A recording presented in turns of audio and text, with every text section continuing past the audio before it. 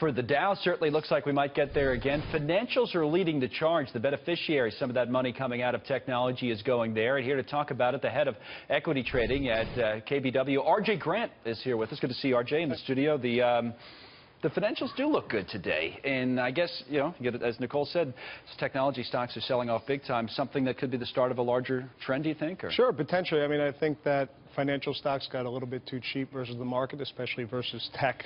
We've seen a big growth versus value spread, and I think investors are kind of looking at that now, saying, you know, financials are a little bit oversold, and it might be time to look to, you know, get back into the space. We have some positive catalysts coming up. We've got a rate hike potentially in the next week or so. You have CCAR coming at the end of the month, where there could be some big capital returns, and also, you know, if we get, you know, some of the some regulatory reform, that kind of thing, too, out of Washington. For sure. That helps the banks, yeah. Absolutely. And, you know, kind of moving past the Comey testimony, if Trump can further his agenda. Well, that was what we were talking about with Charlie, is the Trump agenda and whether or not the sell-off in technology today speaks kind of, this is speculative, but that we're starting to see some doubts about what he can get done. So the selling starts with the leaders, and then it will spread from technology to other groups. Sure. You know, is that possible? Or? It is. I mean, I also think there's some other dynamics in play. The economic data has definitely softened up a little bit, and we've seen investors, especially on our desk, kind of put on the lower for longer trade. So I think in order,